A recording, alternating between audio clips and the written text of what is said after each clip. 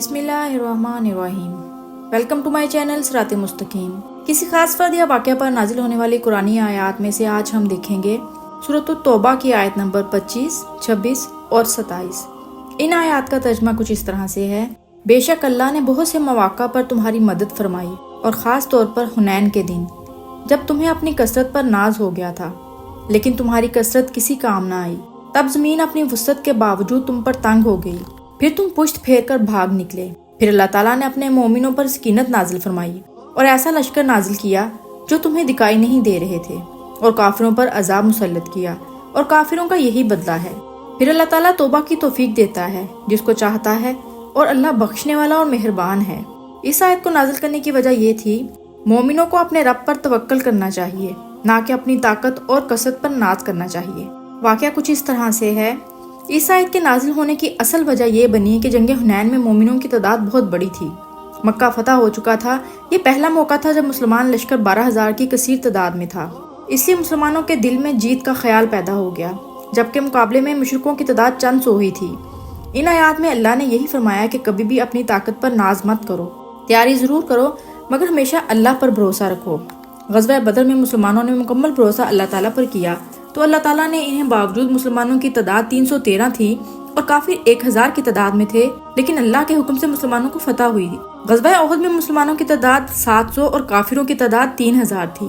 شروع میں جب مسلمانوں نے اللہ تعالیٰ پر بھروسہ رکھتے ہوئے اللہ کے رسول صلی اللہ علیہ وآلہ وسلم کے حکم کی تعمیل کی تو ان کو فتح ہوئی، مگر جو ہی کچھ مسلمان تیر اندازوں نے رسول اللہ صلی اللہ علیہ وآلہ وسلم کے حکم کی خلاف ورزی کی، وہی فتح مسلمانوں کی شکست میں تبدیل ہو گئی۔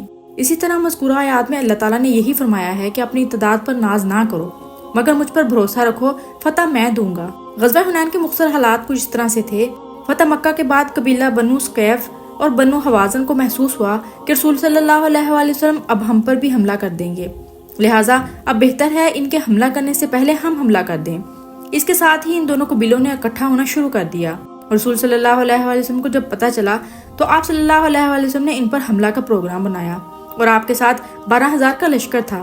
اس میں 2,000 وہ مسلمان تھے جو تھوڑے دن پہلے ہی مکہ میں مسلمان ہوئے تھے اور ان کے دل میں ایمان راسخ نہیں ہوا تھا۔ یہ 12,000 کا لشکر دشمن کی طرف روانہ ہو گیا، اور مسلمان آپس میں سمجھ رہے تھے کہ اب تو ہماری تعداد بہت بڑی ہے، اب ہمیں کون شکست دے سکتا ہے۔ لیکن دشمن نے مسلمانوں کے آنے سے قبل ہی تمام راستے میں اپنے تیر انداز بٹھا رکھے تھے تاکہ مسلمان جب اس وادی میں داخل ہوں تو ان پر تیروں کی بارش کر دی جائے۔ اس اچانک حملے سے مسلمان بددل ہو گئے اور تیروں کا مقابلہ نہ کر سکے اور ادھر ادھر بھاگ کھڑے ہوئے، اور حضور کریم صلی اللہ علیہ وآلہ وسلم اپنے چند صحابہ کرام رضی اللہ تعالیٰ عنہ کے ساتھ اکیلے رہ گئے۔ آپ نے اپنے صحابی حضرت عباس رضی اللہ تعالیٰ عنہ کو فرمایا کہ تمہاری آواز بلند ہے، اس لیے مسلمانوں کو واپس بلاؤ۔ حضرت عباس رضی اللہ تعالیٰ عنہ کے واپس پکانے پر مسلمان دوبارہ اکٹھے ہوئے اور کفار پر زبردست حملہ کیا، تو حضور صلی اللہ علیہ وسلم نے اپنے ہاتھوں میں مٹی لے کے دشمن کی طرف پھینکی جو ہر کافر کی آنکھ اور چہرے میں چلی گئی۔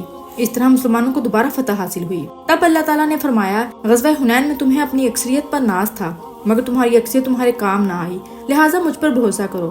اس لیے تمام مسلمانوں کو چاہیے کہ وہ ہمیشہ محنت کریں اور پھر اس کے بعد اللہ تعالیٰ پر بھروسہ رکھیں۔ دین کی بات سن کر آگے پہنچانا صدقہ جاریہ ہے۔ اس طرح کی مزید ویڈیوز کے لیے میرے چینل کو سبسکرائب کرنا مت بھولیں۔